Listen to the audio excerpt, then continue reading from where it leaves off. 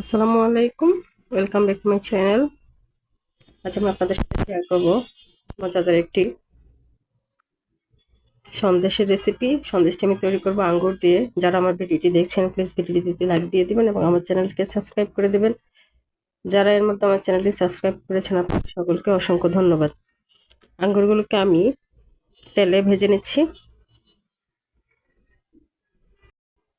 এক সাইড হওয়ার পর আমি এটিকে উল্টে অপর পাশটাও ভেজে নিব। উল্টে দিচ্ছি।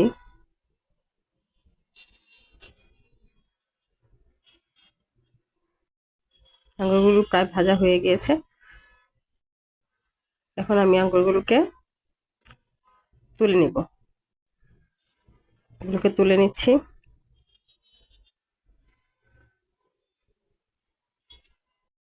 এরপর আঙ্গুরগুলোকে আমি ঠান্ডা পানিতে ধুয়ে নিচ্ছি। আঙ্গুরের গায়ে যে তেলটা আছে তেলটা যেন না থাকে সেজন্য তেলটাকে খুব ভালো মতো পরিষ্কার করে নিচ্ছি। আরও একটি পাত্রে ধুয়ে তুলে নিলাম, সেটাতেও পানি দিয়ে আছে।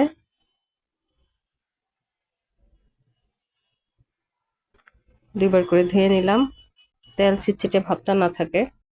এবার আঙ্গুরগুলোকে একটা ব্লেন্ডারের জারে দিয়ে দিলাম। দিয়ে দিলাম কাজু বাদাম, দিয়ে দিলাম চীনা বাদাম, দিয়ে দিলাম কাঠবাদাম এবং দিয়ে দিলাম 1 কাপ দুধ, 2 টেবিল চামচ কর্নফ্লাওয়ার। এবার আমি এগুলোকে ব্লেন্ড করে আসছি।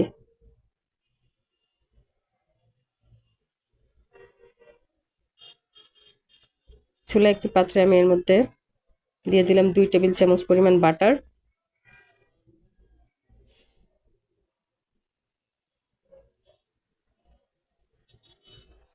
দিয়ে দিচ্ছি 3 টেবিল চামচ সুজি। সুজিটাকে আমি বাটারে ভেজে নিচ্ছি।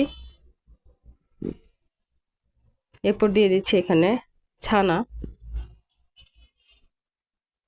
এখানে 3 টেবিল চামচ পরিমাণ ছানা ব্যবহার করেছি।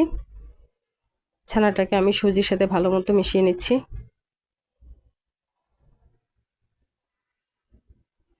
এরপর দিয়ে দিলাম চিনি, 1 কাপ পরিমাণ চিনি দিয়েছি। এখন ছানা এবং সুজির সাথে চিনিটাকেও ভালো মতো এরকম নেড়ে নেড়ে ভেজে নিব। এর মধ্যে চিনিটা গলে মিশে যাবে। এরপর আমি আঙ্গুর এবং বাদামের যে মিশ্রণটি আমি ব্লেন্ড করে নিয়েছিলাম সেটা এর মধ্যে দিয়ে দিলাম।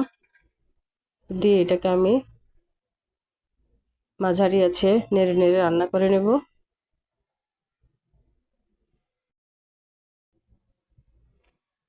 একদম শুকনো করে রান্না করে নিতে হবে।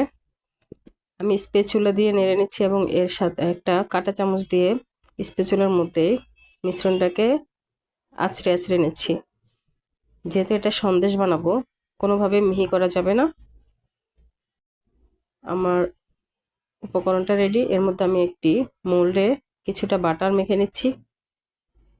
এরপর যে মিশ্রণটি তৈরি করেছিলাম আঙ্গুরের সন্দেশে সেই মিশ্রণটি মোল্ডের মধ্যে ঢেলে দিলাম।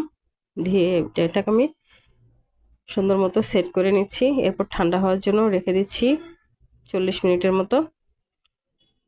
40 মিনিট পর এটাকে আমি মোল্ড আউট করে নিচ্ছি।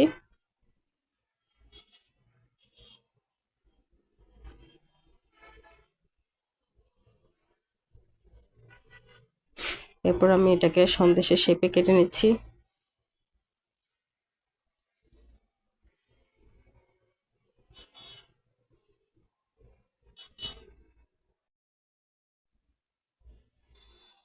আমি কিছুটা কাঠবাদামকে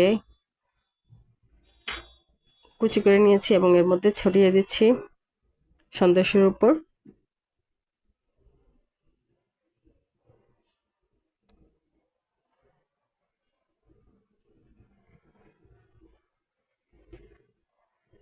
দেখুন আমার সন্দেশগুলো কতটা সুন্দর হয়েছে,